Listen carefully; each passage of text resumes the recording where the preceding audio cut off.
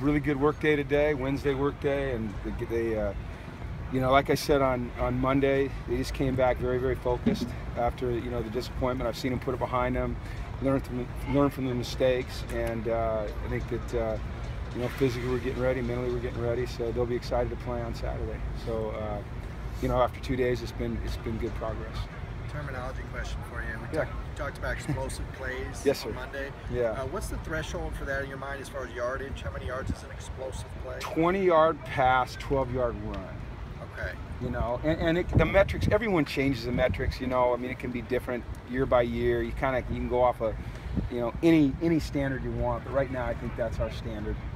You know, okay. I might be wrong by a yard or two. I'd have to go look it up exactly, but right around there. Okay. Yeah, like I think if you say a 16-yard pass is an explosive pass, that means like if they catch an out or a dig, that's an explosive, and that's just not realistic. So, but you know, you could go back and count it. Maybe we gave up more than 9 explosives, but by our definition, it was 9 explosives on defense. And I think you also have to count penalties in there. You know, 15-yard penalties, you kind of have to count those as explosives as well. I mean, in your mind, you don't necessarily put them on paper. Right. The explosives with Stanford, obviously they're important every week, but yeah, they are.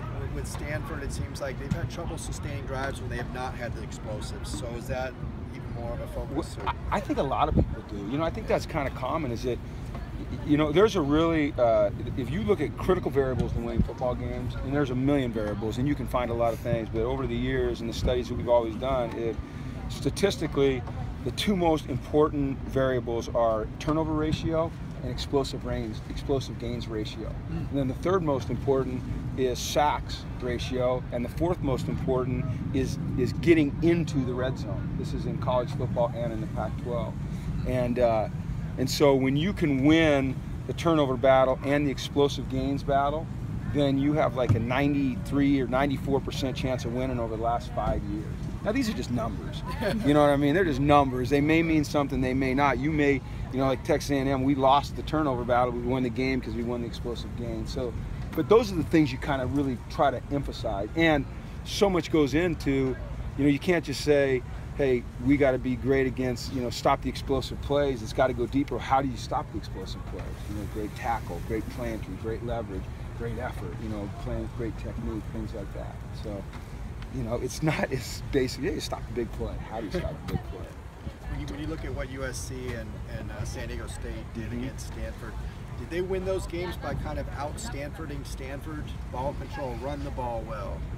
They did, well, you know, San Diego State, boy, they ran it really well. They got that great runner, and SC's got, you know, they got a great running game. And then when you look at what they did on defense, they really didn't pressure much. They played a lot of 4-man rush stuff.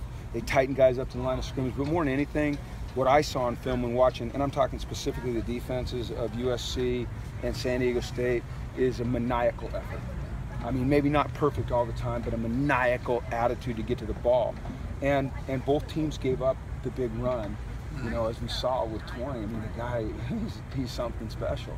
So, you know, that maniacal effort is what won for those teams. You know, it wasn't, their schemes were fine, but they weren't complex. They didn't pressure a lot, but they just were, they were on it. So that's what you got to do. What makes Bryce Love so uniquely explosive? I think a couple things. I think his size, perfect size. You know, I think he's 5'10", 196, 198, maybe 200. You know, I don't know what exact weight is. I know what his listed weight is. I think he's really good inside runner. I think he has really great vision, and he's got contact balance, collision balance. When he gets hit, he doesn't get really knocked off course a lot. He runs hard with high knees, and when he gets to an opening, he can really explode. And he's got the breakaway speed. He's kind of got everything. You know, I mean, he's a great back. He's going to be a great back. We're going to watch that guy play for a lot of years. He's really something special. Last question. Okay, Coach, when you talk to people around Josh, and they talk about the growth. Josh Rosen? Josh Rosen, yeah. When they talk about his growth, whether, you know, it's Trent Dilfer, people around him. Well, I'm not sure Trent Dilfer's around him much. I haven't seen him. Well, he said he Trent spent some time with him this summer. Okay. All right. But anyway, I mean, is that something that you've seen in both his play and just like running the? Yeah, it's been great. I mean, it's been really great to see this young guy that we've known for so long just blossom into, you know, a truly special young man in many, many ways. You know, not just his performance performance on the field, but the things that he's doing to perform well on the field, his work ethic, his attention to detail and his studying, his competitive nature, his work ethic, and then also to just see him develop and mature off the field, which is what the college experience is all about. You know, becoming a guy that is socially responsible and understands, you know, the meaning of his words and the impact of his words. And there's been some tough lessons along the way, but man, he's really grown from it. And I'm so impressed with him. It's just really great to see it happen right before our eyes. I know you've said that history doesn't. One more, sorry. History doesn't. I know where you're going with this. Go this ahead. Game, I know where you're going. It doesn't have any impact at all. Just on me emotionally, well, but on these guys, team. no. Okay. I don't think on those guys. But right. I'd be lying to you if I didn't say that in this little mind. And a lot of people would say it's really little. All right, yes, okay. But I don't want that to be transferred to the players. That wouldn't be fair. Got it. But for Jim Mora, you're damn right.